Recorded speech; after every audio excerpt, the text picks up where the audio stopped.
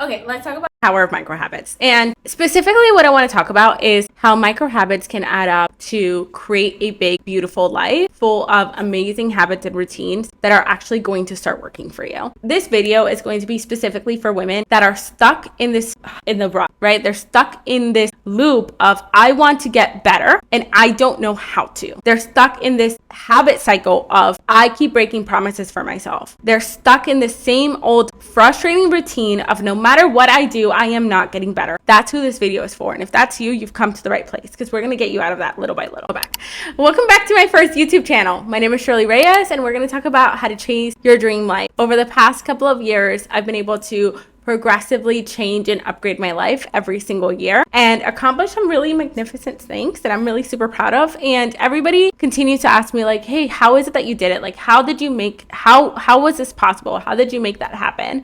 And it was a series of really small things that added up to being able to accomplish some amazing things. By the end of this year, I have some really incredible goals. And those include getting on YouTube and sharing some of that knowledge, right? A lot of really interesting travel, and there's a really big financial goal attached to it because I did buy my dream home last year, which was really exciting. That dream home came with a not dream mortgage attached to it, and so I am looking forward to building up the income in order to get rid of that mortgage. And so there's going to be a lot of upgrades, there's going to be a lot of things, there's going to be a lot of learning going on over the next couple of years, and I want to share that with you guys. Because if I learn something that can also help you and you don't have to learn it the hard way, then I think it's a win-win situation for all of us. So many of us get into this habit of looking at our favorite influencers and understanding like, what are they doing? They're waking up at 5 a.m. to go to the gym.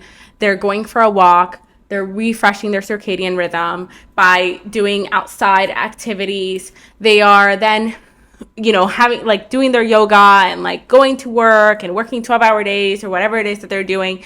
And so it becomes this really challenging thing for the majority of humans. And it is, right? Like it's really, really hard. Let's talk about waking up early, for example. It's really, really, really hard to start waking up early from the get-go. Scientifically, when we talk about a habit, you're talking about a feedback loop. So number one, something goes off, right? Like an alarm goes off, and that will inspire you to wake up early. Number two, your body is going to think about like the rewards and consequences of waking up early.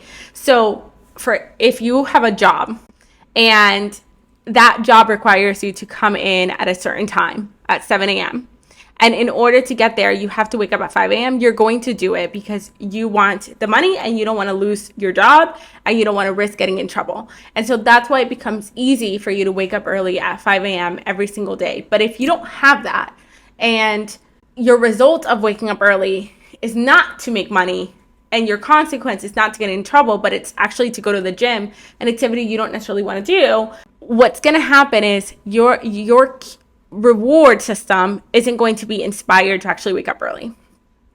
And then you're going to end up being in this consistent cycle of cue, reward, or challenge isn't there. And therefore, you're not going to wake up early, right? And so that's what creating a habit looks like.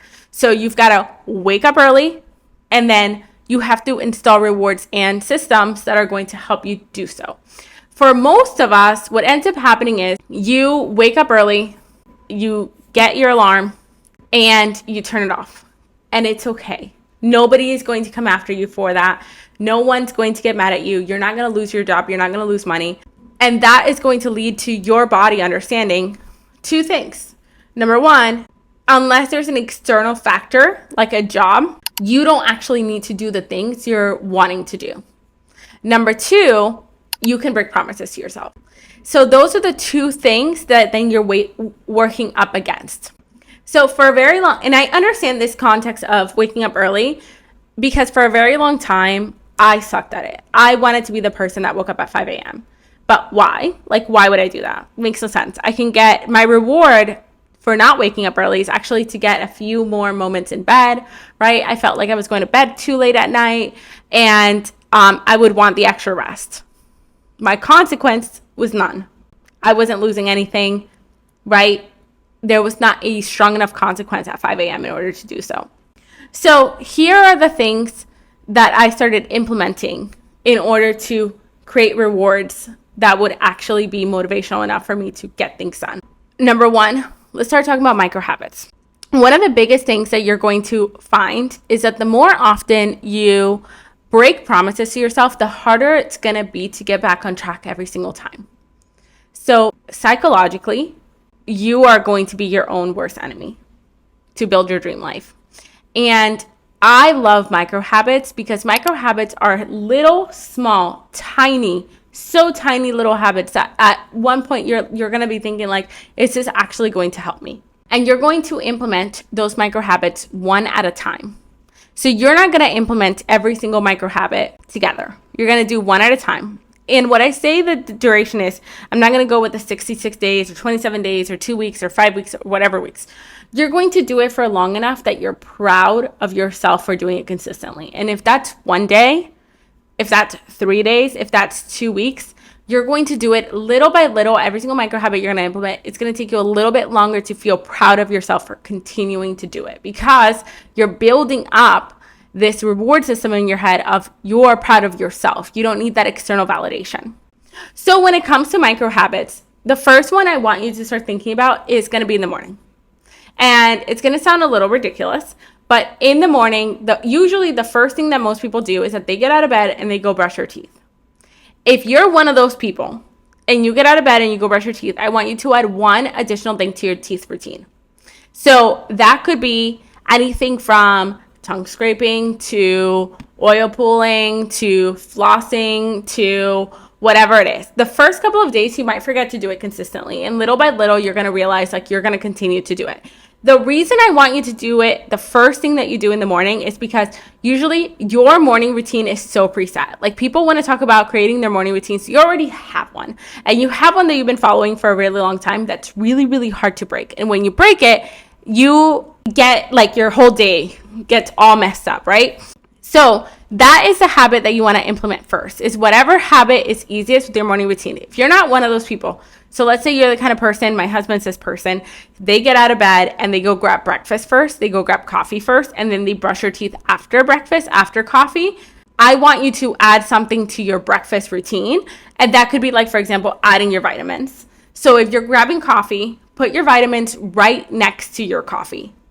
And when you grab the cup of coffee and you make it, take your vitamins as that first sip with your coffee. If you're cooking and you're creating, you're having breakfast, and put it in a place that's right next to, like, for example, your fridge or your pot and pan, right? Like you want to put it so close to those items so that it's almost impossible for you to not see it, because you want to do it right away. Maybe you put it by your plates. That could be another one. You put it by your plates and then you grab a little bit of the pills and you put it in your plate as part of like your breakfast. And again, the whole process is it has to be so stupid simple, like something that's going to take you less than 10 seconds to do. Once you've done that for long enough, I want you to add a secondary habit to that exact same routine.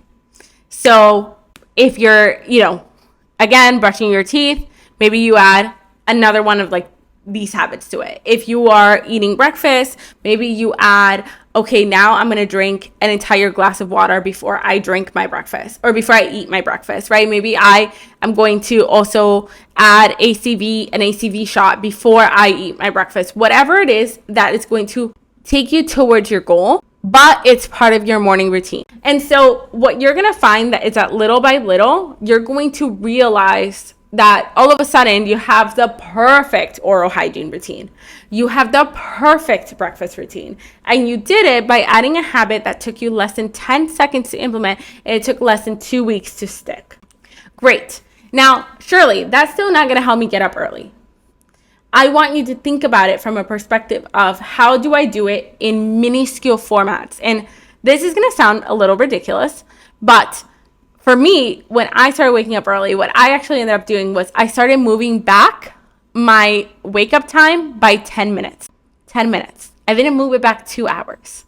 So Monday, I moved it back from 9 a.m., let's say, to 8:50. Tuesday, I moved it back to 8:40. It was small enough increments to where I didn't even notice, and I didn't realize that I was actually going to bed earlier the night before because it was so tiny and small. usually what happens is people will say things like, no, but I'm excited to do it tomorrow. I'm excited to do it on Tuesday. I'm not going to be excited if I have to spend 2 weeks to get to my dream routine. I hear you, but I want you to think about it this way instead. Motivation doesn't last. Discipline does. Habits last forever. It's really, really hard to break. So yeah, you might be motivated to wake up at 5 a.m. tomorrow, but are you going to be motivated to wake up at 5 a.m. on Wednesday, on Saturday, on Sunday?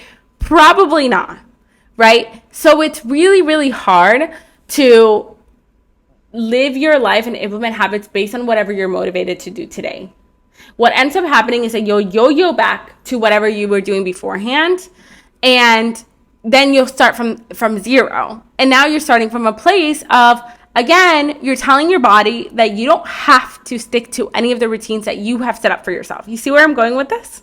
So instead, what I want you to really do is I want you to do it in small enough increments, even if it takes you 2 weeks, even if it takes you 1 month.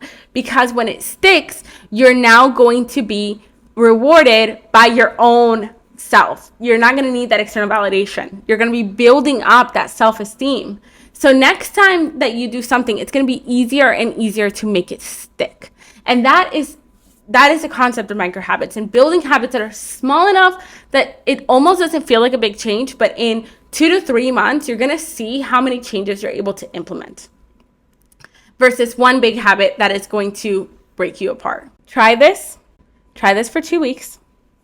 Come back to this video. I promise you that in 2 weeks, you're going to start exiting your lazy girl era and start entering the era of yourself that you've been wanting to go to. Got this.